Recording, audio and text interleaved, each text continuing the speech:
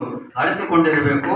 ಅದಕ್ಕೆ ನನ್ನ ಸೇವೆ ಇಲ್ಲ ಅಂತೇಳಿ ಸೇವಾ ದಾಸೋಹ ಮಾಡಿಕೊಟ್ಟಿರುವಂಥ ನಮ್ಮ ಗಿರಿಜಾ ಶಂಕರ್ ಅವರಿಗೂ ಭಕ್ತಿಯ ಪ್ರಣಾಮವನ್ನು ಸಲ್ಲಿಸಿ, ನಮ್ಮ ತಾಯಿ ಸಜ್ಜನ್ ತಾಯಿ ನೋಡಿ, ತಾಯಿ ಅಂದರೆ ಅನ್ನಪೂರ್ಣಶ್ರೀ.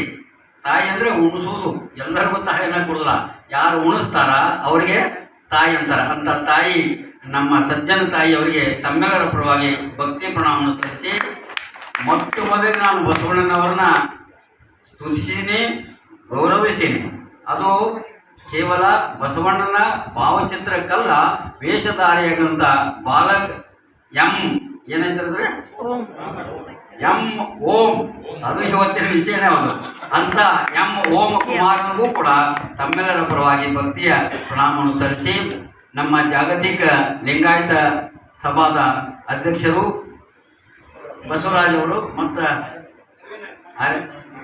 ನಾಗನಗೌಡರಿಗೆ ಭಕ್ತಿ ಪ್ರಣಾಮವನ್ನು ಸಲ್ಲಿಸಿ, ಯಾಕ್ರಿ ಅವರ ನಿಮ್ಮ ಕಾಣಕತ್ತ ಕುರ್ಚಿ ಮ್ಯಾಗ ಕುಂತವರ ದೊಡ್ಡವರೇನು, ನಾವೇನು ಕಾಣುವಲ್ಲಿ ಬಂದು ನೀವು ಅನೇಕ ನೀವು ಇದ್ರನ ಈ ಕಾರ್ಯಕ್ರಮ ಇಲ್ಲಕ್ಕಂದ್ರೆ ಇಲ್ಲವೇ ಇಲ್ಲ ಅಂತೇಳಿ, ಎಲ್ಲಕ್ಕೂ ಮೂಲ ಕಾರಣ ನೀವೇ ಅಂತ ತಿಳ್ಕೊಳ್ತಾ ನಿಮ್ಮೆಲ್ಲರಿಗೂ ಭಕ್ತಿ ಪ್ರಣಾಮವನ್ನು ಸಲ್ಲಿಸಿ, ಮುದ್ದು ಮಕ್ಕಳು ವೇಷಧಾರಿ ಕ್ರಮಬದ್ಧವಾಗಿ ನೃತ್ಯವನ್ನು ಮಾಡಿ ತಮ್ಮ ಒಂದು ಪ್ರಾಥಮಿಕ ಜೀವನದ ಆದರ್ಶ ವ್ಯಕ್ತಿತ್ವವನ್ನು ರೂಪಿಸಿಕೊಟ್ಟಿದ್ದಾರೆ.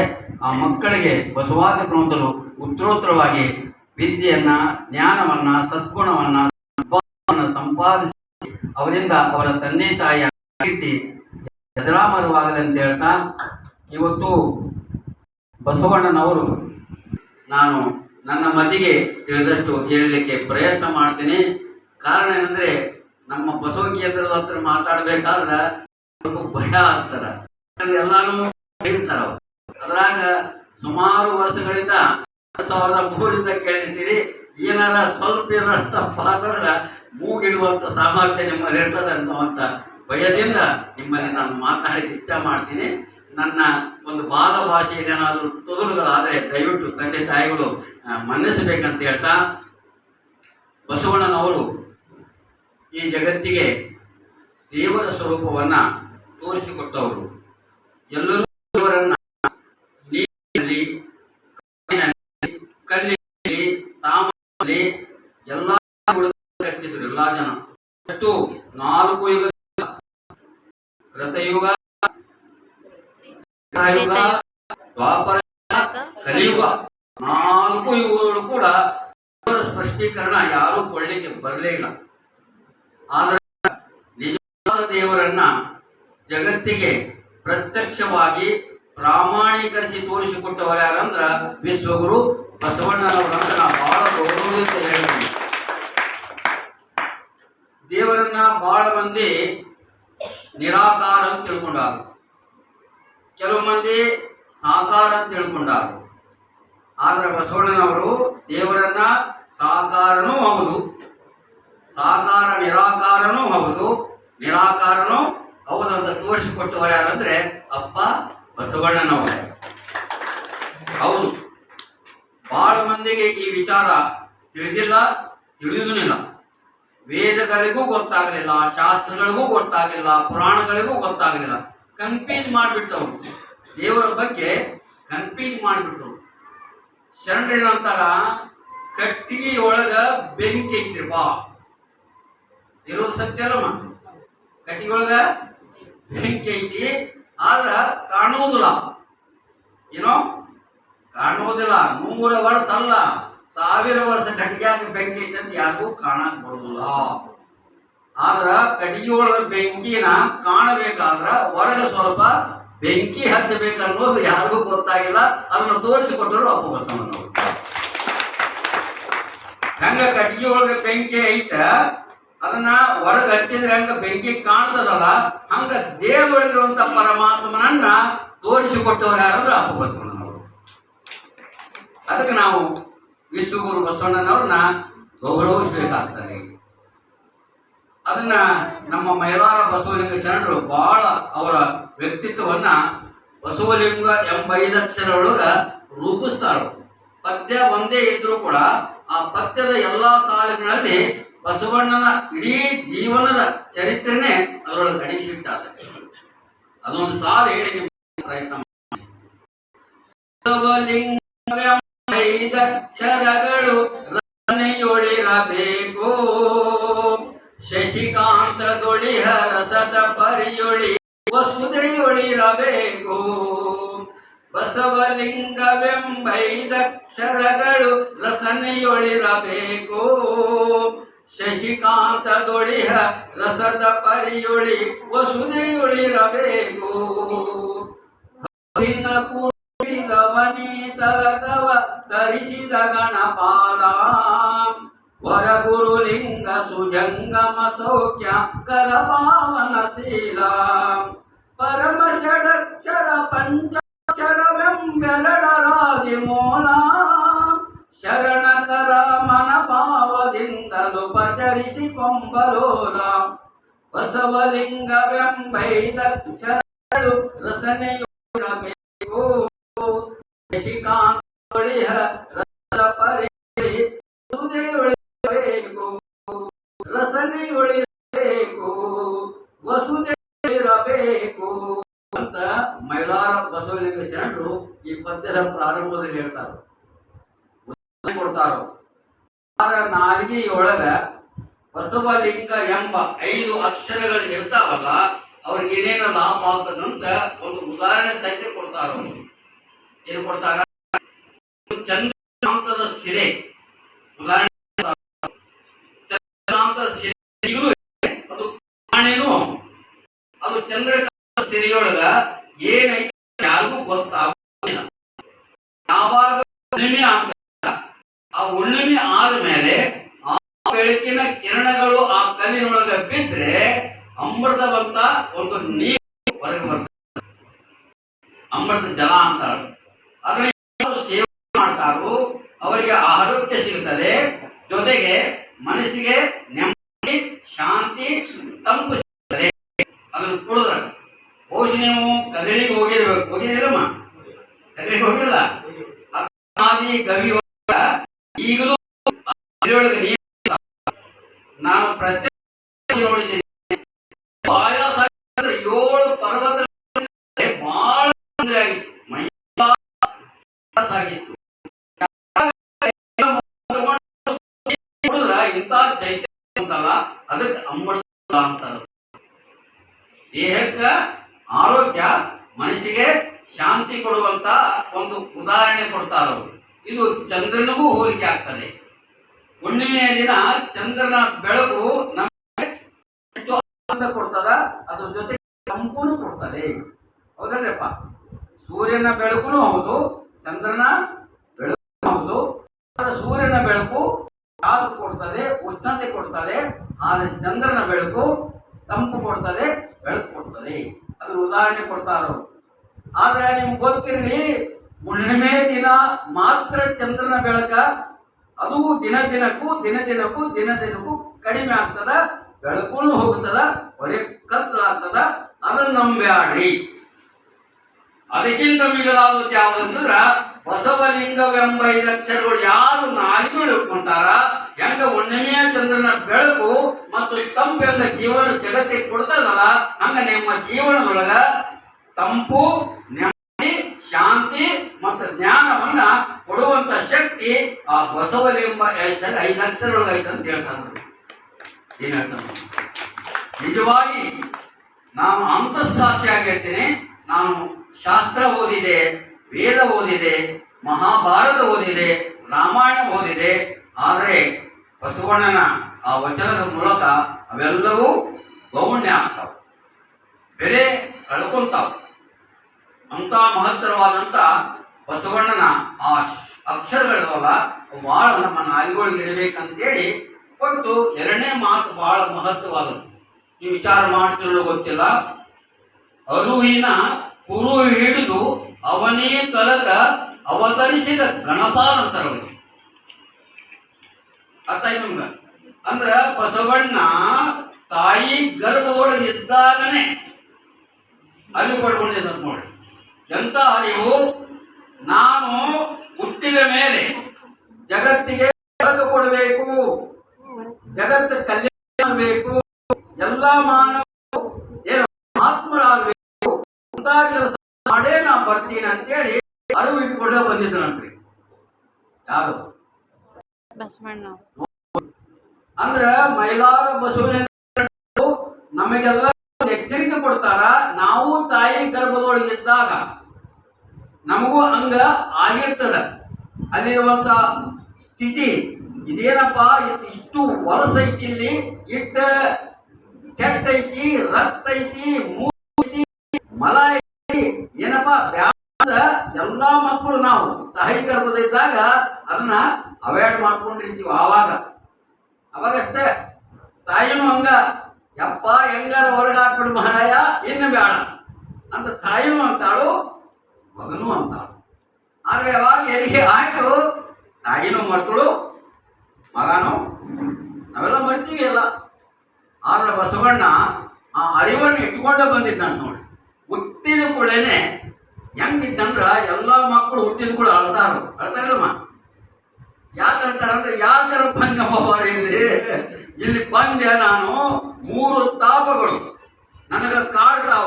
ಜೀವನದೊಳಗೆ ಹಸಿವು ಕಾಡ್ತದ, ತ್ರಸೆ ಕಾಡ್ತದ, ಮತ್ತ ಅವ್ರು ಬೈತಾರ, ಇವ್ರು ಬೈತಾರ, ಅವ್ರ ಕಡೆ ದುಡಿಸ್ಕೋಬೇಕು, ಇವ್ರ ಕಡೆ ಬಿಡಿಸ್ಕೋಬೇಕು, ಒಮ್ಮ ಕಳವ ಆಗ್ತದ, ಕೊಲೆ ಆಗ್ತದ, ಸಾಕಪ್ಪ ಅಂತೇಳಿ ಅವು ಅಳ್ತಾವ ಮಕ್ಕಳು. ಗೊತ್ತಾಗೋದ್ರ ನಾವು ನಗತೀವಿ, ಕಲಾತಂತ. ಆ ಮಗು ಸೂಚನೆ ಕೊಡ್ತದ, ಇನ್ಯಾಕೆ ಬಂದು ಮಾರಲ್ಲಿ ಇಡೀ ಸಾಯು ಮಠ ಚಿಂತೆ, ದುಃಖ, ನೋವು, ಸಂಕಟ, ಸಾಲ, ದೂರ ಅಂತ ಅಳ್ತಾವು. ನೀವೇನ್ ಮಾಡ್ತೀರಲ್ಲ ಅಂತ ಹೇಳ್ತೀವಿ. ಆದ್ರೆ ಬಸವಣ್ಣ ಹೆಂಗ ಹುಟ್ಟಿದ, ಹೆಂಗ ತಾಯಿ ಗರ್ಭದೊಳಗೆ ಹೆಂಗಿದ್ನಲ್ಲ, ಪ್ರಶಾಂತವಾಗಿ, ಶಾಂತನಾಗಿ, ನಿರ್ಮಲನವಾಗಿ ಇದ್ದನಂತ ನಮ್ಮ ಕರ್ತಾರನ ಕಮ್ಮಡದೊಳಗ ಅದು ಕಥೆ ಬರೀತಾರ. ಅಂದ್ರ ಬಸವಣ್ಣ ಅಂತ ಮಹಾತ್ಮರು ಹುಟ್ಟಿದಾಗ ಹುಟ್ಟನ್ನು ಸಾವನ್ನು ಸಮೀಕರಣ ಮಾಡಿಕೊಂಡು ದಿವ್ಯ ಜ್ಞಾನಿಗಳಾಗಿ ಹುಟ್ಟಿರ್ತಾರು. ಅದಕ್ಕೆ ಅರಿವನ್ನ ಇಟ್ಕೊಂಡು ಬಂದವರು ಯಾರಂದ್ರ ಅಪ್ಪ ಬಸವಣ್ಣನವರು. ಎರಡನೇ ಮಾತು, ಈ ಜಗತ್ತಿಗೆ ಗುರು ಲಿಂಗ ಜಂಗಮದ ಪರಿಕಲ್ಪನೆ ಕೊಟ್ಟು ಬಡಬೇಕಂತ ಬಂದಿದ್ರಲ್ಲ ಬಸವಣ್ಣನವರು. ಆ ಗುರು ಲಿಂಗ ಜಂಗಮದ ಒಂದು ವ್ಯಾಖ್ಯಾನವನ್ನು ಮಾಡಿ ತೋರಿಸಿಕೊಟ್ಟವ್ರು ಯಾರಂದ್ರೆ ಅಪ್ಪ ಬಸವಣ್ಣನವರು. ಮೂರನೇ ಮಾತು ಹೇಳ್ತಾರ ಅವರು, ಪರಮ ಷಡಕ್ಷರ ಪಂಚಾಕ್ಷರಿ. ಇದು ಬಹಳ ಮುಖ್ಯ ಇವತ್ತಿನ ವಿಷಯಕದ ಪ್ರಸ್ತುತ. ಪ್ರಣವ ಅಂದ್ರೆ ಏನು ನಮಗೆಲ್ಲ ಗೊತ್ತಿರಲಿ. ಓಂಕಾರಕ್ಕ ಪ್ರಣವ ಅಂತ. ಪ್ರಣವ ಅಂದ್ರ ಮೂಲ ಮಂತ್ರ. ಅದು ಆ ಮೂಲ ಮಂತ್ರದಿಂದನೇ ಈ ಜಗತ್ತು ಉತ್ಪತ್ತಿ ಆಗ್ತದೆ, ಅದರಿಂದನೇ ಸ್ಥಿತಿ ಆಗ್ತದ, ಅದರಿಂದ ಲಯ ಆಗ್ತದ, ಅದರೊಳಗೆ ಅಡಗುತ್ತದೆ. ಆದ್ರೆ ಇನ್ನೂವರೆಗೆ ಯಾರದು ಗೊತ್ತಾಗಿಲ್ಲ, ಅದು ಗೊತ್ತಾಗಿಲ್ಲ. ಬಸವಣ್ಣನವರು ತಮ್ಮ ವಚನ ಹೇಳ್ತಾರೆ, ಪ್ರಣವ ರೂಢನು, ದೇವರನ್ನ ಬ್ಯಾಡಿ ನೀವು. ದೇವರ ಹೆಂಗದಂದ್ರ ಪ್ರಣವ ರೂಢನು, ಪ್ರಣವ ದೇವರು ಬೇರೆ ಅಲ್ಲ, ಪ್ರಣವ ಸ್ವರೂಪನು, ಆತ ಓಂಕಾರ ಸ್ವರೂಪನೇ ಅವರು. ಓಂಕಾರ ಅಂದ್ರೆ ಶಿವ, ಶಿವ ಅಂದ್ರೆ ಓಂಕಾರ. ಎರಡು ಉದಾಹರಣೆ ಕೊಡ್ತಾರೆ ಬಸವಣ್ಣನವರು. ದೇವರನ್ನ ಎಲ್ಲಿ ಹುಡುಕಬೇಡ ನೀವು, ಎಲ್ಲಿ ಓಂ ಇರ್ತದ ಅಲ್ಲಿ ದೇವರು ಇದ್ದೇ ಇರ್ತಾನೆ, ಎಲ್ಲಿ ಓಂಕಾರ ಇರ್ತದ ಅಲ್ಲಿ ದೇವರು ಇದ್ದೇ ಇರ್ತಾನೆ ಅನ್ನೋದನ್ನ ತೋರಿಸಿಕೊಟ್ರು ಬಸವಣ್ಣನವರು. ಪ್ರಕೃತಿ ಸಂಜ್ಞಾನ. ಓಂಕಾರ ಅಂದ್ರೆ ಶಿವ, ಪ್ರಕೃತಿ ಅಂದ್ರ ಪೃಥ್ವಿ, ಅಪ್ಪು, ತೇಜ, ವಾಯು, ಅದು ಬಹಳ ಸಂಬಂಧ ಐತಂತ. ಅದ್ರ ಜೊತೆಗೇನೆ ಪರಮಾತ್ಮ, ಅದರ ಜೊತೆಗೇನೆ ಪ್ರಣವ, ಪ್ರಕೃತಿ, ಸಂಜ್ಞಾನ. ಅಂದ್ರೆ ಪ್ರಕೃತಿ ಬ್ಯಾರೆ ಅಲ್ಲ, ಪರಮಾತ್ಮ ಬ್ಯಾರೆ ಅಲ್ಲ. ನಿಮಗೆ ಒಂದು ಹುಟ್ಟಬೇಕಾದ್ರ ತಂದಿನೂ ಬೇಕು, ತಾಯಿನೂ ಬೇಕು. ಬರೇ ತಾಯಿಲಿಂದ ಯಾರು ಹುಟ್ಟ್ಯಾರೇನಮ್ಮ? ಹುಟ್ಟುವುದಿಲ್ಲ. ಮತ್ತು ಬರೇ ತಂದಿಲಿಂದ ಯಾರು ಹುಡ್ತಾರೇನು? ಇಲ್ಲ. ಹಂಗಾದ್ರ ಒಂದು ಮಗು ಹುಟ್ಟಬೇಕಾದ್ರ ತಂದಿನೂ ಬೇಕು, ತಾಯಿನೂ ಬೇಕು. ಅಂದ್ರೆ ತಂದೆ ತಾಯಿ ಹುಟ್ಟಿದ ಇದಲ್ಲ, ತಂದೆ ತಾಯಿನೂ. ಭಾಗಶಃ ಪ್ರತಿ ಮಗುವಿನಲ್ಲಿ ಹೆಣ್ಣಿರಲಿ ಗಂಡಿರಲಿ ತಂದೆಯ ಅಂಶನೂ ಇರ್ತದ, ತಾಯಿಯ ಅಂಶನೂ ಇರ್ತದೆ. ತಿಳಿತೀರಮ್ಮ? ತಂದೆಯಿಂದ ತಾಯಿಯಿಂದ ಮತ್ತೆ ಇದು ರಿಲೇಷನ್. ಹಂಗ ಪ್ರಕೃತಿ ಅನ್ನುವಂತ ಪೃಥ್ವಿ, ಅಪ್ಪು, ತೇಜ, ವಾಯು, ಆಕಾಶಗಳು ಸದಾ ಇರ್ತಾವು. ಅದ್ರ ಜೊತೆಗೆ ಪರಮಾತ್ಮ ಆದಾಗ ಹುಟ್ಟಾಗ್ತದೆ, ವಿಯೋಗ ಆದಾಗ ಆಗ್ತದೆ. ಜನನ ಮರಣ ಅನ್ನೋದು ಕೇವಲ ಅದು ಕಾಲ್ಪನಿಕ. ಈ ಪ್ರಕೃತಿನೂ ಕಾಯಂ ಇರ್ತದೆ, ಪರಮಾತ್ಮನು ಕಾಯಂ ಇರ್ತಾನೆ. ನಮ್ಮ ದೇಹ ಮಾತ್ರ ತೋರಿ ಅಡಗುತ್ತದೆ ಅನ್ನೋದನ್ನ ತೋರಿಸಿಕೊಟ್ಟವ್ರು ಯಾರಂದ್ರ ಅಪ್ಪ ಬಸವಣ್ಣನವರು. ಹೆಂಗ್ ಹೇಳ್ತಾರ? ನನಗೆ ಜನನವಾಯಿತೆಂಬರು ನನಗೆ ಜನನವಿಲ್ಲ ನೋಡಯ್ಯ, ನನಗೆ ಮರಣವಾಯಿತೆಂಬರು ನನಗೆ ಮರಣವಿಲ್ಲ ನೋಡಯ್ಯ. ಜನನವಾದಡೆ ನಿಮ್ಮ ಪಾದೋದಕ ಪ್ರಸಾದವ ಕೊಂಬೆ, ಮರಣವಾದಡೆ ನಿಮ್ಮ ಶ್ರೀಚೈಣನೈದುವೆ. ಪಾವನ್ನದ ವರ್ಷವು ಕಾಡಿನೊಳಗಿದ್ದರೇನು ನಾಡಿನೊಳಗಿದ್ದರೇನು ಪರಿಮಳ ಒಂದೇ ಏಕೋಭಾವ ಕೂಡಲ ಸಂಗಮ ದೇವ ಅಂತರು. ದೇವರಿಗೂ ನಮಗೆ ಎಷ್ಟು ಸಂಬಂಧ ಐತಲ್ಲ, ನಾವು ಎಷ್ಟು ದೂರ ಇದೀವಿ, ದೇವರನ್ನು ಬಿಟ್ಟು ನಾವು ಎಷ್ಟು ದೂರ ಇದೀವಿ ಅನ್ನೋದ ನಾವೇ ಕಲ್ಪನಾ ಮಾಡ್ಕೊಳ್ಬೇಕು. ತಿಳಿತೀರಮ್ಮ? ಇದನ್ನ ಸೂಕ್ಷ್ಮವಾಗಿ ನಾವೆಲ್ಲ ಅವಲೋಕನ ಮಾಡಿದಾಗ ಪ್ರಣವ ಅನ್ನೋ ಓಂಕಾರದೊಳಗ ಬರೇ ಓಂಕಾರ ಇರೋದಿಲ್ಲ, ಅದ್ರೊಳಗ ಅ ಉ ಮ ಮೂರಿರ್ತಾವು. ಏನಿರ್ತಾವ್ರಿ? ಓಂಕಾರ ಒಂದಲ್ಲ ಅದು. ಅದ್ರೊಳಗ ಅ ಇರ್ತದ, ಉ ಇರ್ತದ, ಮ ಇರ್ತದ. ಅದಕ್ಕ ಯಾವುದೇ ಧರ್ಮದೊಳಗೆ ಹುಟ್ಟಿಲಿ, ಯಾವುದೇ ದೇಶದೊಳಗೆ ಹುಟ್ಟಿಲಿ, ಹುಟ್ಟಿದ ಕೂಡಲೇ ಮಗ ಅನ್ನೋದೇ ಅಮ್ಮ ಅಮ್ಮ ಅಮ್ಮ ಅಂತ.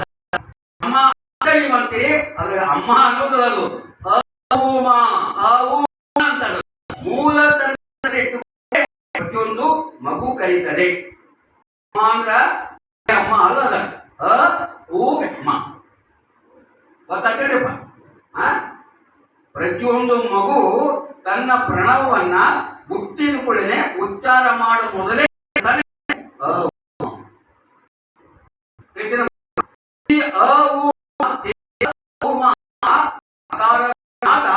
ಉಕಾರವೇ ಬೆಂದು ಕವೆ ಕಡೆ. ಇದು ಬ್ರಹ್ಮಾಂಡ.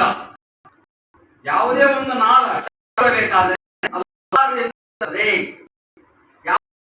ರೂಪುಗೊಳ್ಳಬೇಕಾದ್ರೆ ಅದು ಉಕಾರದಿಂದ ಬರ್ತದೆ. ಒಂದು ಚೈತನ್ಯ ಸಲ್ಲಿಸಬೇಕಾದ್ರೆ ಅದು ಮಕಾರ ಬರ್ತದೆ. ಎಲ್ಲಾ ಜೀವಗಳಿಗೆ ಕೂಡ ಅ ಉ ಮ ಇದ್ದೇ ಅದು ಬ್ರಹ್ಮಾಂಡ. ನೋಡಿ ಬಸವಣ್ಣರು ಹೇಳೋ ಮಾತು, ಆ ಅಕಾರ ಉಕಾರ ಮಕಾರ ನಾದ ಕಲೆಗಳು ಬ್ರಹ್ಮಾಂಡಗಳಿದ್ರ ಆ ಅಕಾರವೇ ನಾದ ಪ್ರಾಣವಾಗಿರ್ತದೆ. ದೇಹ ರೂಪದೆ ಬೇಕಾದ್ರೆ ಆತ್ಮ ಚೈತನ್ಯ. ಅದು ಬ್ರಹ್ಮಾಂಡ, ಇದು ಪಿಂಡಾಂಡ. ನೋಡಿ ಅದೇ ವಾಸ್ತವ ಹೇಳ್ತೀನಿ. ಬ್ರಹ್ಮಾಂಡದೊಳಗೆ ಏನೈತಿ ಎಲ್ಲ ಪ್ರಾಣದೊಳಗಿದೆ, ಅದರಿಂದನೇ ಬದುಕ್ತದೆ. ನೀವು ಆಲೋಚನೆ ಮಾಡಿ, ಭೂಮಿ ಬಿಟ್ಟು ನೀವಿಲ್ಲ, ನಮ್ಮನ್ನು ಬಿಟ್ಟು ಭೂಮಿ ಇಲ್ಲ. ಭೂಮಿಯ ಒಂದು ಅಂಶ ನಮ್ಮ ಶರೀರದೊಳಗ ಇದೆ, ನೀರಿನ ಅಂಶ ಕೂಡ ನಮ್ಮ ಶರೀರದೊಳಗೆ ಇದೆ, ಬೆಂಕಿಯ ಅಂಶ ಕೂಡ ನಮ್ಮ ಶರೀರದೊಳಗೆ ಇದೆ, ಗಾಳಿಯ ಅಂಶ ಕೂಡ ನಮ್ಮ ಶರೀರದೊಳಗೆ ಇದೆ, ಆಕಾಶದ ಅಂಶ ಕೂಡ ನಮ್ಮ ಶರೀರದೊಳಗೆ ಇದೆ. ಹೆಂಗ್ರಿ ಅಂತ ನೀವು ಅನ್ಬೋದು. ನೀವು ಪ್ರತಿನಿತ್ಯ ಈ ಭೂಮಿಯ ಉತ್ಪಾದನೆ ಆಗಿರುವಂತ ಹಣ್ಣು ಹಂಪಲ ಧಾನ್ಯ ಎಲ್ಲವೂ ಭೂಮಿಯ ಅಂಶವು. ಹೇಳ್ತೀರಿ ಬಾ? ಈ ಭೂಮಿಯ ಅಂಶವನ್ನ ನೀವು ಕೈಲಿಂದ ತಗೊಂಡು ಏನ್ ಮಾಡ್ತೀರಿ?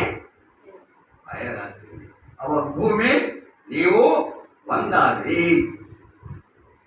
ಐತಿ ನಮ್ಮ ಭೂಮಿ ದಿವಸ ಹೋಗ್ತದ ಅದು ಒಳಗ. ಭೂಮಿ ಬಿಟ್ಟು ನಾವು ಬದುಕಾಗುವುದಿಲ್ಲ. ಅದು ಭೂಮಿ ಬ್ಯಾರೆ, ನಾವು ಬ್ಯಾರೆ. ನೀರು ಕುಡಿತಿರಲ್ಲ, ನೀರು ಒಳಗೈತಿರ್ತೀರಿ, ಅಲ್ಲಿ ಬಾಳ ಐತಿ ಚಿಲ್ಸೋ. ನೀರು ಕೂಡ ಸಂಬಂಧ ಇದೆ. ಬೆಂಕಿ ಒಳಗೈತಿ, ಅದಿದ್ರ ಹಸಿವಾಗ್ತದ, ಅದರಿಂದ ನೀರಡಿಕೆ ಆಗ್ತದ, ಅದಿದ್ರ ನಿದ್ರೆ ಬರ್ತದೆ. ಇದಕ್ಕಂದ್ರ ಬರೋದ್ರ ಬೆಂಕಿ ಕೂಡ ನಮ್ಮ ಶರೀರದೊಳಗ ಇದೆ. ಮತ್ತೆ ಗಾಳಿ ಅಂತೂ ನಿಮ್ಗೆ ಹೇಳ್ಬೇಕಾಗಿಲ್ಲ, ಗಾಳಿ ಇಲ್ಲ ಅಂದ್ರ ಜೀವನೇ ಇಲ್ಲ. ಹೌದಲ್ರಿಪ್ಪ? ಅಲ್ಲಿ ಗಾಳಿ ಬಾಳ, ಇಲ್ಲಿ ಸ್ವಲ್ಪ. ಈಗ ಹೇಳಿ, ಅದು ಬೇರೆ ಇದು ಬೇರೆ ಹೇಳು, ಹಂಗಾಗ್ತದ? ಹೌದಲ್ಲಮ್ಮ? ಹಂಗಾಗ್ತದ? ಅದನ್ನೇ ಅವ್ರು ಏನು ಮಾಡಿದಂದ್ರ, ಬಸವಣ್ಣನವರು ಅಕಾರವೇ ನಾದ, ಉಕಾರವೇ ಬಿಂದು, ಮಕಾರವೇ ಕಲೆ, ಪ್ರಣವ ಪಂಚಾಕ್ಷರನೇ ನ ಮ ಶಿವಾಯ, ನ ಮ ಶಿವಾಯ ಅನ್ನೋದನ್ನೇ ಪೃಥ್ವಿಗೆ ನಕಾರ, ಜಲಕ್ಕೆ ಮಕಾರ, ಅಗ್ನಿಗೆ ಶಿಕಾರ, ವಾಯುವಿಗೆ ವಾಕಾರ, ಆಕಾಶಕ್ಕೆ ಯಕಾರ ಮಾಡಿದ್ರು. ಈಗೇನಾತ ಹೇಳ್ರಿ? ಎರಡು ಕೂಡಿದವು. ಇದನ್ನ ಯಾರು ತೋರಿಸ್ಕೊಟ್ರು? ಹೆಂಗಂತಾರ ಅವರು? ಎನ್ನ ಮನದಲ್ಲಿ ಮತ್ತೊಂದ ನರಿಯೇ ನಯ್ಯ, ಎನ್ನ ಮನದಲ್ಲಿ ಮತ್ತೊಂದ ನರಿಯೇ ನಯ್ಯ. ಓಂ ನಮ ಶಿವಾಯ, ಓಂ ನಮ ಶಿವಾಯ, ಓಂ ನಮ ಶಿವಾಯ, ಓಂ ನಮ ಶಿವಾಯ, ಓಂ ನಮ ಶಿವಾಯ ಎನ್ನುತ್ತಿದ್ದೇನೆ. ಓಂ ನಮ ಶಿವಾಯ ಎನ್ನುತ್ತಿದ್ದೇನಯ್ಯ. ಎನ್ನಮನದಲ್ಲಿ ಮತ್ತೊಂದ ನರಿಯೇನಯ್ಯ, ಎನ್ನ ಮನದಲ್ಲಿ ಮತ್ತೊಂದ ನರಿಯೇನಯ್ಯ. ಇದನ್ನ ಯಾರು ತೋರಿಸ್ಕೊಟ್ರು? ಬಸವಣ್ಣನವರು ತೋರಿಸ್ಕೊಟ್ರು. ಅದಕ್ಕ ಪ್ರಣವ ಪಂಚಾಕ್ಷರಿ ತೋರಿಸ್ಕೊಟ್ಟವ್ರು ಯಾರಂದ್ರ ಬಸವಣ್ಣನವರು ಅನ್ನೋದು ನಾವೆಂದು ಮರಿಬಾರದು.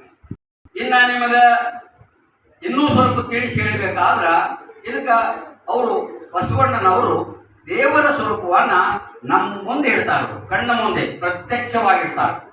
ಒಂದು ಬೀಜದ ಉಪಾಧಿನ ಕೊಡ್ತಾರ. ಬೀಜ ಏನೈತಂದ್ರ ಅದು ನಿರಾಕಾರ ಐತಿ. ಬೀಜದೊಳಗ ಏನೂ ಕಾಣುದಿಲ್ಲ. ಹೌದಲ್ರಿಪ್ಪ? ಒಂದು ಬೀಜ ತಗೋರಿ, ಹೊಡೀರಿ, ತುಡಿ ಮಾಡಿ, ಏನಾರ ಮಾಡಿ, ಏನೇನೋ ಕಾಣುದಿಲ್ಲ. ಅದಕ್ಕೆ ಏನು ಕಾಣ್ತೈತೇನಮ್ಮ? ಕಾಣುದಿಲ್ಲ. ಅದಕ್ಕೆ ನಿರಾಕಾರ ಅಂದ್ರೆ ಅದಕ್ಕೆ ಏನಂದ್ರು? ನಿರಾಕಾರ. ಅದನ್ನ ಸ್ವಲ್ಪ ನೀರ ಮಣ್ಣು ಹಾಕಿದ್ರೆ ಏನಾಗ್ತದ? ಅಂಕುರಗೊಳ್ತದ. ಕೊಡ್ತೈತಿಲ್ರಿ? ಆ ಅಂಕುರಗೊಂಡಾಗ ಎರಡು ಬಿಸಿಲು ಹಾಕವು. ನೋಡ್ಬೇಕು ನೀವು, ಎಲ್ಲಿ ಬರ್ತದ ಮ್ಯಾಲ ಏನ್ರಿ? ಕೆಳಗ ಬೇರೆ ಬರ್ತದ. ಬೇರೆ ಕಾಣುವುದಿಲ್ಲ. ಎಲ್ಲಿ ಬೀಜ ಅಂಕುರಗೊಂಡು ಕೂಡನೆ ಬಿಸಿಲು ಮೂರಾಗ್ತದ, ಮೇಲೆ ಎಲಿ ಬರ್ತದ, ಬೇರು ಕೆಳಗೆ ಹೋಗ್ತದೆ. ಬೇರೆ ಕಾಣುವುದಿಲ್ಲ, ಎಲಿ ಕಾಣುತ್ತದೆ. ಒಂದನೇ ಹಂತ. ಎರಡನೇ ಹಂತಕ್ಕ ರೆಂಬೆ ಆಗ್ತದ. ಏನಾಗ್ತದೆ? ರೆಂಬೆ ಆದ್ಮೇಲೆ ಮೊಗ್ಗು ಆಗ್ತದೆ. ಮೊಗ್ಗಾದ್ಮೇಲೆ ಹೂವು ಆಗ್ತದೆ. ಹೂವು ಆದ್ಮೇಲೆ ಕಾಯಿ ಆಗ್ತದೆ. ಕಾಯಿ ಆದ್ಮೇಲೆ ಹಣ್ಣೆ ಬೀಜ ಇರ್ತೈತಿಲ್ರಿ? ಇಲ್ಲಿ ನಿರಾಕಾರ ಮರಿಗಾಯಿತು, ಸಹಕಾರ ಗಿಡ ಕಾಣ್ತು. ಕಟ್ತಿಲ್ರಿ? ಅದ ನಿರಾಕಾರನು ದೇವರು, ಸಹಕಾರನು ದೇವರ. ಹೇಳ್ತೀನಿ ನಮ್ಗ. ಯಾವಾಗ ಹಣ್ಣಾಯ್ತು ಅದು ಸಹಕಾರನು ಹೌದು, ನಿರಾಕಾರನು. ಹೆಂಗೆ ತೋರಿಸಿಕೊಟ್ರು ಬಸವಣ್ಣನವರು ಅಂದ್ರೆ ತಿಳಿಬೇಕಲ್ಲ ನಮ್ಗ. ತಿಳಿಬೇಕಲ್ರಿ? ಇಲ್ಲಿ ಮರಿಯಾಗಿದ್ದ ಬೀಜನೇ ಅಲ್ಲಿ ಪ್ರಕಟಗೊಳ್ತೈತಿ. ಎಷ್ಟು ಅಂತಂದ್ರೆ 6 ಹಂತಗಳು. ಎಷ್ಟು? ಒಂದು ಎಲೆ, ಒಂದು ರೆಂಬೆ, ಒಂದು ಮಗ್ಗ, ಒಂದು ಹೂವ, ಒಂದು ಕಾಯ, ಒಂದು ಹಣ್ಣ. ಎಷ್ಟಾದ್ರಿ? ಈ 6 ಹಂತಗಳನ್ನೇ ಭಕ್ತ, ಮಹೇಶ, ಪ್ರಸಾದಿ, ಪ್ರಾಣಲಿಂಗಿ, ಶರಣ, ಐಕ್ಯರು ತೋರಿಸಿಕೊಟ್ಟವರು ಯಾರಂದ್ರೆ ಅಪ್ಪ ಬಸವಣ್ಣನವರು. ಯಾರು ಭಕ್ತನಾಗಿ, ಮಹೇಶನಾಗಿ, ಪ್ರಸಾದಿಯಾಗಿ, ಪ್ರಾಣಲಿಂಗಿಯಾಗಿ, ಶರಣನಾಗಿ ಐಕ್ಯನಾಗ್ತಾನಲ್ಲ ಅವನೇ ಪರಮಾತ್ಮ ಅನ್ನೋದನ್ನ ತೋರಿಸಿಕೊಟ್ಟ ಬಸವಣ್ಣ. ಅದಕ್ಕೆ ಪ್ರಣವಾರೂಢನು ನೋಡಿ ಎಷ್ಟು ಅದ್ಭುತ. ಹೌದ್ರಿ, ನೀವು ಗಿಡದ ಉದಾಹರಣೆ ಕೊಟ್ಟಿದ್ರೆ ಅಂತ ನೀವು ಪ್ರಶ್ನ ಕೇಳ್ತೀರಿ. ಎಲ್ಲವೂ ಹಣ್ಣು ಹಾಕುವುದಿಲ್ಲ, ಪಕ್ಕ ಗೊತ್ತಿಲ್ಲ ನಿಮ್ಗೆ. ಆದಾಗೂ ಎಷ್ಟೋ ಉದುರು ಹೋಗ್ತಾವು, ಎಷ್ಟೋ ಕಾಯಿ ಗಿಡಿನ ಉದುರು ಹೋಗ್ತಾವ. ಹೆಂಗೋ ಈ ಜಗತ್ತಿನೊಳಗ ಎಲ್ಲರೂ ಪರಮಾತ್ಮ ಬಿಡುದಿಲ್ಲ. ಯಾಕಂದ್ರೆ ಆ ಗಿಡ ಅಂಕುರಗೊಂಡು ಕೂಡಲೇನೆ ಯಾವ ಗಿಡ ಅಂಕುರಗೊಂಡು ಕೂಡನೆ ಕಾಯ್ತಿರ್ತಾವಂತೆ ಕ್ರಿಮಿಗಳು. ಅದು ಯಾವಾಗ ನಾಶ ಮಾಡಬೇಕಂತ ಅದನ್ನು ತಪ್ಪಿಸ್ಕೋಬೇಕಾದ್ರೆ ಎಲ್ಲಿ. ಆಮೇಲೆ ಸ್ವಲ್ಪ ಬೆಳೆದ ಕೂಡಲೇ ಆಟ ಬರ್ತಾವು, ಕುರಿ ಬರ್ತಾವು, ಕತ್ತರಿಸಿ ತಿನ್ನಾಕ ನೋಡ್ತಾವು, ಅದರಿಂದಲೂ ತಪ್ಪಿಸ್ಕೋಬೇಕದು. ಸ್ವಲ್ಪ ಹೆಚ್ಚು ಬೆಳೆದ ಕೂಡಲೇ ಕುರುಬ ಬರ್ತಾನ, ಅವ್ರು ಬರ್ತಾರೆ, ಕೊಡ್ಲಿ ತಗೊಂಡು ಕಡಿತಾರು, ಅದನ್ನೂ ಸಹಿಸ್ಕೋಬೇಕದು. ಗುಣಮ ಸಹಿಸ್ಕೊಂಡು ಇಷ್ಟು ಮೊಕ್ಕ ಆಗಿರ್ತಾವು, ಆ ಮೊಕ್ಕ ಸದೇ ತಗೊಂಡು ಹೋಗಿ ನೀರಾಗ ಹಾಕಿಬಿಡ್ತಾರಲ್ಲ. ಹೂ ಆಗಬೇಕು, ನಾನು ಬೀಜ ಆಗ್ಬೇಕಂತ ತರಂಬಲ್ ಇರ್ತದ, ಇವರೆಲ್ಲ ತಗೊಂಡು ಹೋಗಿ ಇನ್ನು ಹಂಗಿಂಗ ಮಾಡಿ ಹೂ ಅರಳಿರ್ತದ, ಹೂ ಅರಳಿ ಕಾಯಿ ಆಗಬೇಕು, ಮಿಡಿ ಆಗಬೇಕು ತಗೊಂಡು ಹೋಗಿ ದೇವರು ಎಷ್ಟು ನೋಡಿ ಕಷ್ಟ, ಎಷ್ಟು ಕಷ್ಟ. ಹಂಗೂ ಹಿಂಗೂ ಆಗಿ ಕಾಯಿ ಆಗಿರ್ತಾವು, ಕಾಯಿ ಆದ್ಮೇಲೆ ಮಂಗ್ಯ ಬಂದು ತಿನ್ನುವುದಿಲ್ಲ, ಉಣ್ಣುವುದಿಲ್ಲ, ಕಡ್ದು ಹೋಗಿರ್ತಾವು. ಹಂಗೂ ಸಹಿಸಬೇಕು ಗಿಡ, ಆದ್ರೆ ಪ್ರಯತ್ನ ಬಿಡುವುದಿಲ್ಲ ಅದು. ಹೆಂಗೊಮ್ಮೆ ಎಲ್ಲ ತೊಂದರೆ ಆಗಲಿ ಹಣ್ಣು ಆಗೇ, ನಾ ಮೊದಲು ಬೀಜ ಇದ್ದೆ, ಬೀಜ ಆಗಲೇಬೇಕಂತೇಳಿ ಅದರೊಳಗ ಕಷ್ಟ ಅನುಭವಿಸಿ ಯಾವುದೋ ಒಂದು ಕಡೆ ಒಂದು ಹಣ್ಣಾಗ್ತದೆ. ಆ ಹಣ್ಣಾದ ಮೇಲೆ ನೋಡಿ, ಹಣ್ಣಿಗೆ ಎಷ್ಟು ಪ್ರಜ್ಞಾ, ನಮ್ಗೆ ಪ್ರಜ್ಞಾನೇ ಇಲ್ಲ. ಹಣ್ಣಿಗೆ ಎಷ್ಟು ಪ್ರಜ್ಞಾ ನೋಡ. ಮರ ನಿನ್ನ ಆಶ್ರಯದೊಳಗ ಇಟ್ಟು ಬೆಳೆದೀನಿ, ನಿನ್ನ ಆಶ್ರಯದೊಳಗೆ ಬೆಳೆದೀನಿ, ಈಗ ಹಣ್ಣಾಗಿನಿ, ಇನ್ನು ನಿಂದ ನನಗ ಅವಶ್ಯಕತೆ ಇಲ್ಲ. ಯಾಕಂದ್ರ ನಿನ್ನೆದೆಲ್ಲವೂ ಈಗ ನನ್ನೊಳಗ ಐತಿ, ಇನ್ನು ನಂದು ಏನೂ ಬೇಕಾಗಿರಂತ ಕಳ್ಸ್ಕೊಂಡ್ಬಿಟ್ಟಿದೆ. ನೋಡಿ ಹಣ್ಣಿಗೆ ಎಷ್ಟು ಪ್ರಜ್ಞಾ ಇದೆ, ಹಣ್ಣಿಗೆ ಎಷ್ಟು ಪ್ರಜ್ಞಾ. ಯಾಕಂದ್ರ ಇಡೀ ಆ ಮರದ ಎಲ್ಲ ಸ್ವರೂಪಗಳು ಈಗ ನನ್ನೊಳಗ ಅದಾವ, ನಿನ್ನ ಅವಶ್ಯಕತೆ ಇಲ್ಲ ಅಂತೇಳಿ ಹೆಂಗ ಹಣ್ಣು ಉದುರ್ತದಲ್ಲ, ಹಂಗ ಶರಣನಾದವನು ಈ ಪ್ರಪಂಚ ಅನ್ನುವಂಥ ಗಿಡದಿಂದನೇ ಮಗುವಾಗಿ ಹುಟ್ಟುತ್ತಾನು, ಏನು ತಂದೆಯಾಗಿ ಬೆಳಿತಾನು, ಮದುವೆ ಮಾಡ್ಕೊಂತಾನು, ಭಕ್ತನಾಗ್ತಾನು, ಎಲ್ಲ ಮಾಡ್ಕೊಂತ ಐಕ್ಯ ಸ್ಥಿತಿಗೆ ಬಂದಾಗ ಏನ್ ಮಾಡ್ತಾನಂತ ಕೇಳಿದ್ರೆ, ಈ ಪ್ರಪಂಚ ಅನ್ನುವಂತ ಗಿಡ ನನಗೆ ಬೇಕಾಗಿಲ್ಲ. ಯಾಕಂದ್ರೆ ಇಡೀ ಪರಮಾತ್ಮನೇ ನನ್ನೊಳಗ ತುಂಬಿಕೊಂಡಾನಂತೇಳಿ ಪ್ರಪಂಚವನ್ನ ಏನ್ ಮಾಡ್ತಾನಂದ್ರ ತ್ಯಾಜ್ಯ ಮಾಡ್ತಾನ, ಅಂದ್ರೆ ಬಿಟ್ಟು ಹೋಗೋದಿಲ್ಲ, ಅದರ ಮೇಲಿನ ಮೋಹವನ್ನ ಕಳ್ಕೊಂತಾನೆ. ಇದು ತೋರಿಸಿಕೊಟ್ಟವ್ರು ಯಾರಂದ್ರೆ ಅಪ್ಪ ಬಸವಣ್ಣನವರು. ಇದನ್ನು ತೋರಿಸಿಕೊಟ್ಟಿದ್ದಕ್ಕ ಇಡೀ ಜಗತ್ತಿನ ಎಲ್ಲಾ ಜನದಾಗ ನಾವು ಕಡೆ ಆಗ್ಬೇಕಪ್ಪ, ಜೀವನ ಮುಕ್ತರಾಗಬೇಕಂತೇಳಿ ಮೋಳಿಗೆ ಮಾರಯ್ಯ ಕಾಶ್ಮೀರದಿಂದ ಬಂದ, ಒಡಿಶಾದಿಂದ ಸುಜ್ಞಾನ ದೇವರು ಬಂದರು, ತೆಲಂಗಾಣದ ಗಮ್ಮಯ್ಯ ಬಂದ, ತಮಿಳುನಾಡಿನ ಚೆನ್ನೈನವರು ಬಂದರು. ಒಬ್ಬರ ಇಬ್ಬರ 770 ಅಮರಗಣಗಳು, ಲಕ್ಷದ ಮೇಲೆ 96,000 ಜಂಗಮರನ್ನ ಏಕಕಾಲ ಪರಮಾತ್ಮ ತೋರಿಸಿ ಜೀವನ ಮುಕ್ತ ಮಾಡಿದ ಶ್ರೇಷ್ಠ ಯಾರು ಅಂತಂದ್ರೆ ಅಪ್ಪ ಬಸವಣ್ಣನವರಿಗೆ. ಇತಿಹಾಸ ಪುಟ ತೆಗೆದು ನೋಡ್ರಿ, ಒಬ್ಬರೇ ಬುದ್ಧ ಮತ್ತಾರು ಇಲ್ಲ, ಒಬ್ಬರೇ ಪೈಗಂಬರ್ ಮತ್ತಾರು ಇಲ್ಲ, ಒಬ್ಬರೇ ಮಹಾವೀರ ಮತ್ತಾರು ಇಲ್ಲ, ಒಬ್ಬರೇ ಗುರುನಾನಕ್ ಮತ್ತಾರು ಇಲ್ಲ. ಆದ್ರೆ ಬಸವಣ್ಣ ತನ್ನ ಹಾಗೇನೆ ಎಲ್ಲರೂ ಏಕಕಾಲಕ್ಕೆ ಮಾಡಿದ ಶ್ರೇಷ್ಠ ಅಂತಂದ್ರೆ ಅಪ್ಪ ಬಸವಣ್ಣನವರಿಗೆ ಅಂತೇಳಿ, ಅದಕ್ಕೆ ನಾವು ಪ್ರಣವ ರೂಢನು, ಪ್ರಣವ ಸ್ವರೂಪನು. ಬಸವಣ್ಣ ಬ್ಯಾರೆ ಅಲ್ಲ, ಶಿವ ಬ್ಯಾರೆ ಅಲ್ಲ ಅಂತಾರ ನಮ್ಮ ಷಣ್ಮುಖ ಶಿವರು. ಬೀಜ ವೃಕ್ಷ ಎಂಬ ಹೆಸರು ಬೀಜ ಅಂತೀರಿ, ಅದು ಶಬ್ದ ಬೇರೆ ಇರ್ಬೋದು, ವೃಕ್ಷ ಅಂತೀರಿ ಅದು ಬೇರೆ ಇರ್ಬೋದು. ಅವೆರಡು ಸಾರೇನು, ಶಿವ ಬಸವ ಎಂಬ 2 ಅಕ್ಷರಗಳು ಬೇರೆ ಆದ್ರೇನು ಅಲ್ಲ, ಇಡೀ ಒಂದೇ. ಬಸವ ಅಂದ್ರೆ ಬೇರೆ ಅಲ್ಲ, ಶಿವ ಅಂದ್ರ ಬೇರೆ ಅಲ್ಲ. ಪ್ರಣವಾರೂಢನಂದ್ರೆ ಬಸವಣ್ಣ, ಪ್ರಣವ ಸ್ವರೂಪನಂದ್ರೆ ಬಸವಣ್ಣ, ಪ್ರಣವ ಪ್ರಕೃತಿ ಸೌಜ್ಞನು ಅಂದ್ರೆ ಬಸವಣ್ಣ, ಪ್ರಣವ ಷಡಂಗ ಸಮರಸ ಅಂತಾರೆ. ಪ್ರಣವ ಷಡಂಗ ಸಮರಸ ಅಂದ್ರೆ 6 ಅಂಗಗಳು ಬಸವಣ್ಣನೊಳಗ ಇಂಬಿಟ್ಟು, ಭಕ್ತಾಂಗ, ಮಹೇಶಾಂಗ, ಪ್ರಸಾದಾಂಗ, ಪ್ರಾಣಲಿಂಗಾಂಗ, ಶರಣಾಂಗ, ಐಕ್ಯಾಂಗ ಅನ್ನುವಂಥ 6 ಅಂಗಗಳನ್ನ ಬಸವಣ್ಣ ಇಂಬಿಟ್ಟುಕೊಂಡಿದ್ರು. ಪ್ರಣವ ಷಡಂಗ ಸಮರಸ 6 ಅಂಗದೊಳಗ ಎಲ್ಲರೂ ಕೇವಲ ಕೆಲವರು ಭಕ್ತರಾದ್ರು, ಕೆಲವರು ಮಹೇಶರಾದ್ರು, ಕೆಲವರು ಏನೇನಾದ್ರು, ಒಬ್ರು ಗುರು ಆದ್ರು, ಒಬ್ರು ಲಿಂಗ ಆದ್ರು, ಒಬ್ರು ಜಂಗಮರಾದ್ರು.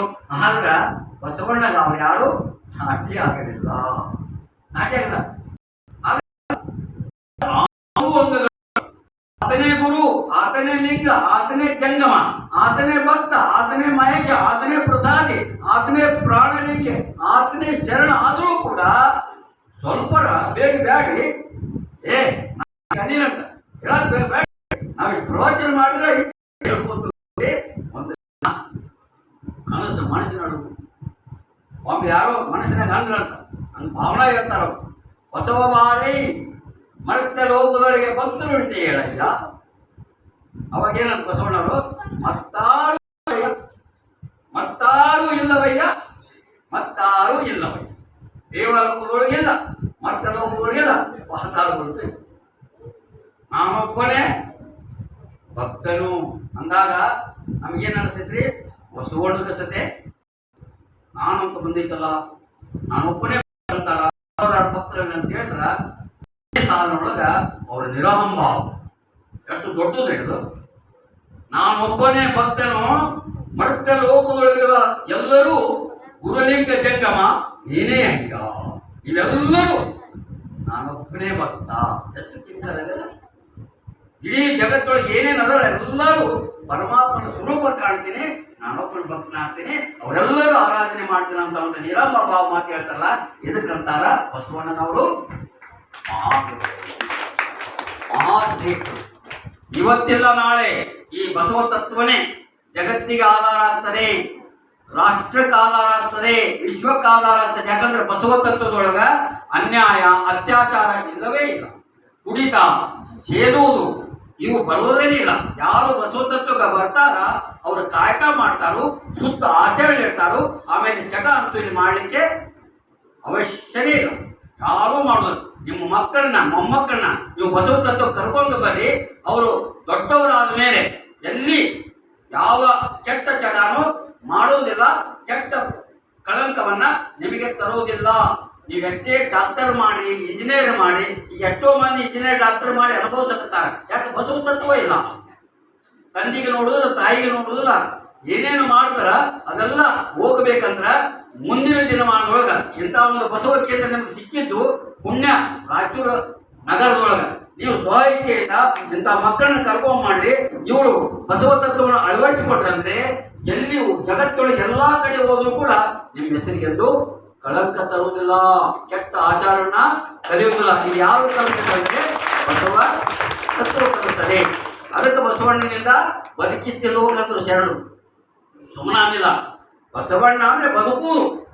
ಹಿಂಗ ಬದುಕಿರಪ್ಪ, ನಿಮಗೇನೂ ತೊಂದರೆ ಆಗಬಾರ್ದು, ಏನೂ ಕಷ್ಟ ಆಗಬಾರ್ದು, ನಿಮ್ಮ ಜೀವನ ಸಾರ್ಥಕತೆ ಆಗಬೇಕಂದ್ರ ಬಸವ ತತ್ವವನ್ನ ನಾವೆಲ್ಲರೂ ಅಳವಡಿಸಿಕೊಳ್ಳಬೇಕು. ಅವರೇನಂತಾರ?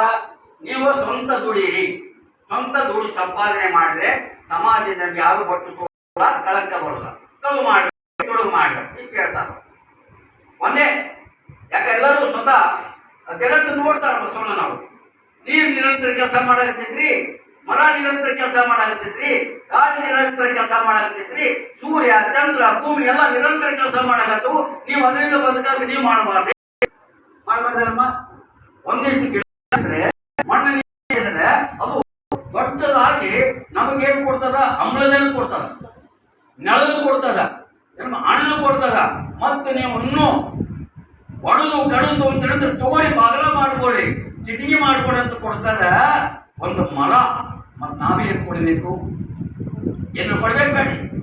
ಕೊಡ್ಬೇಕು ಬೇಡಿ ಅಂದ್ರೆ ಸಮಾಜದಿಂದ ನಾವು ಏನು ತಗೊಂತೀವಿ ಸಮಾಜಕ್ಕೆ ಹಿಂತಿರುಗಿಸಿ ಕೊಡ್ಬೇಕನ್ನುವಂತ ಜಂಗಮ ದಾಸೋಹ ಕಲಿಸಿಕೊಟ್ಟವರು ಯಾರಂದ್ರೆ ಅಪ್ಪ ಬಸವಣ್ಣನವರು.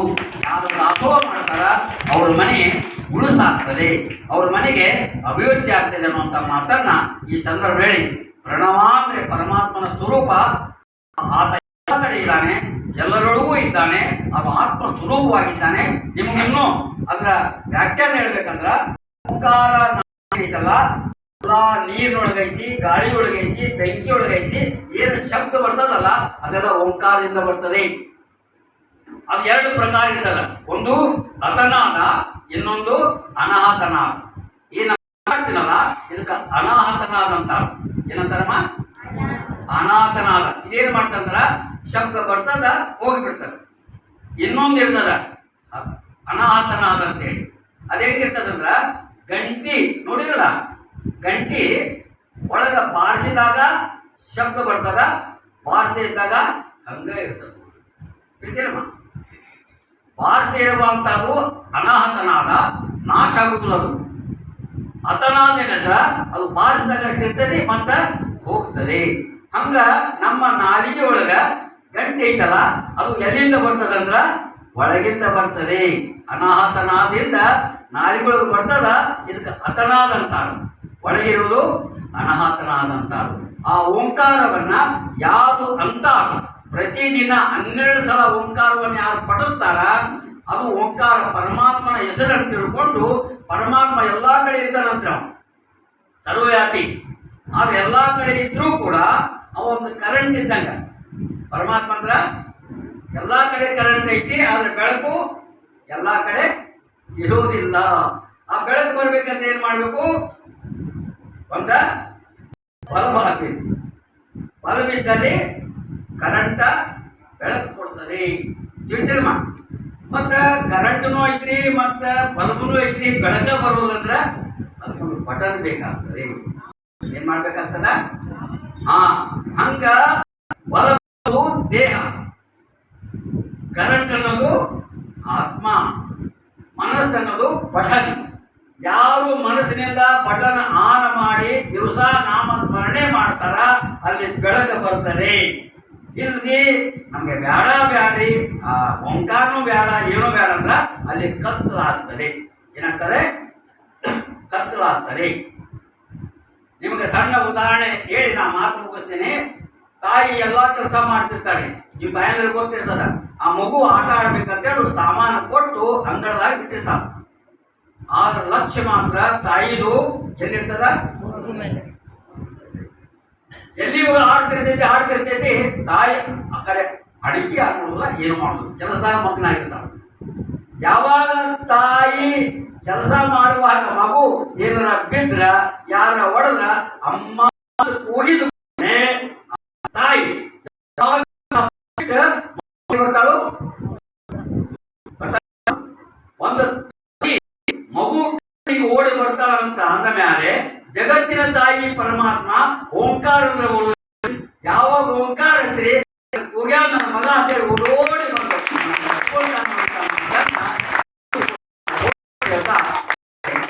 ಮತ್ತೆ ಬೆಳಕು ಹೋಗ್ಬೇಕು. ನಾನು 9:15 ನಾನು ಗಣೇಶ್ ಪ್ರಾರಂಭಿಸಬೇಕು.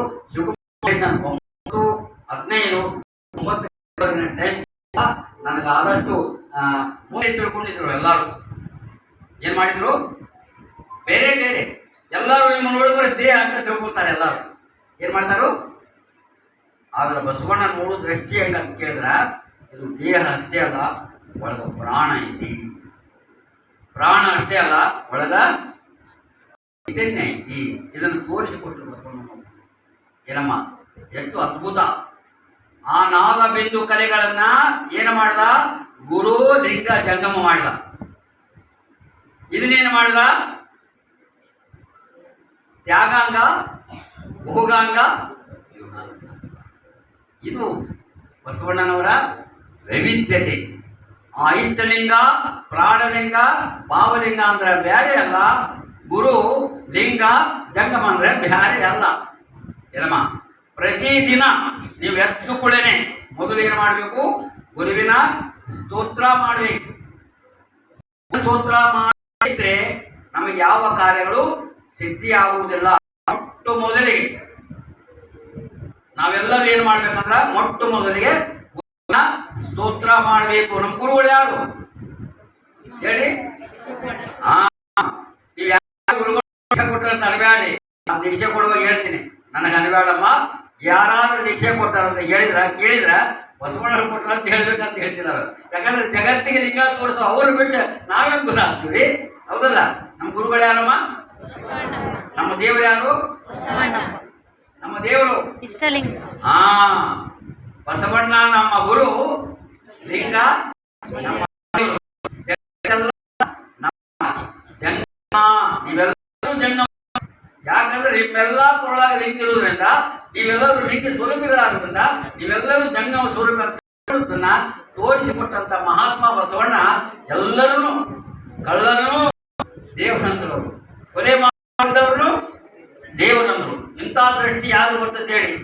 ಕಳ್ಳ ಬಂದಿರ್ತಾಳ್ರಿ ಮಧ್ಯರಾತ್ರಿ ನೀಲಮ್ಮ ತಾಯಿ ಮಲ್ಕೊಂಡಿರ್ತಾಳು.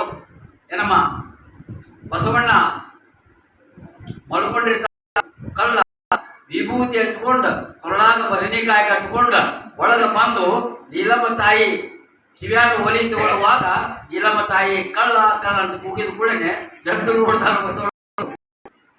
ನೋಡಿ ಎದ್ದು ಜಾಗೃತ ಸ್ವಪ್ನ ಸುಷುಪ್ತಿ ಒಳಗೂ ಕೂಡ ಪರಮಾತ್ಮ ನೋಡಿದವರು ಯಾರಂದ್ರೆ ಬಸವಣ್ಣನವರು. ಹಿಂಗೆ ಹೇಳ್ತಾರೆ, ಎತ್ತುಗಳು ಏನು ನೋಡ್ಬೇಕು? ಮನ್ಯಾಗ ವಿಭೂತ ಐತಿ, ಕೊರಳಾಗಿಳಿಕೆ ಐತಿ ಅಂತುಗಳು ಏನು ಕಾಣ್ಬೇಕು? ಅವ್ರು ಏನು ಕಾಣಬೇಕು? ಸಾಕ್ಷಾತ್ ಕೂಡಲ ಸಂಗಮನೇ ಬಂದ.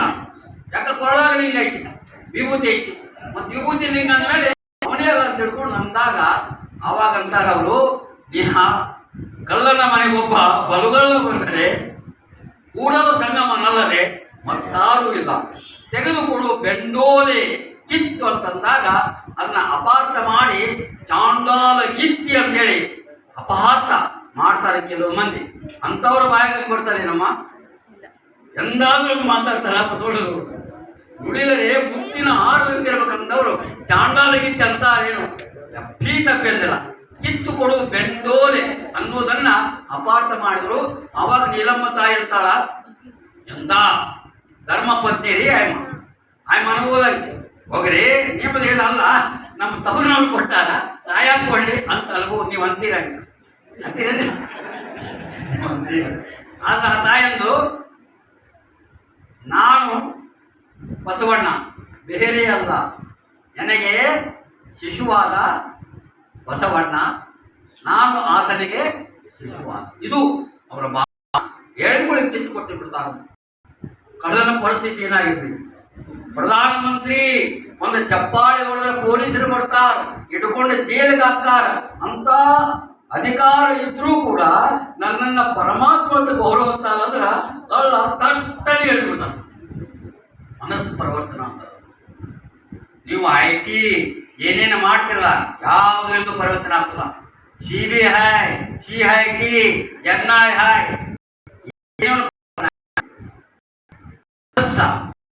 ಪರಿವರ್ತನೆ ಮಾಡಿದ್ದು ಏನೋ ಹಸಿವು ಏನು ಹೊಟ್ಟೆ ಮಾಡಿರಬಹುದು, ಅದಕ್ಕೆ ದೊಡ್ಡದಲ್ಲ. ಅವನ ಮನಸ್ಸು ಇದೆ, ಪರಿವರ್ತನೆ ಆಗ್ತದೆ ಅನ್ನೋದನ್ನ ತೋರಿಸಿಕೊಟ್ಟು ಆ ಕಳ್ಳನನ್ನ ಶರಣ ಮಾಡಿದಂತ ಯಾರಾದ್ರೂ ಇದ್ರೆ ಜಗತ್ತೊಳಗ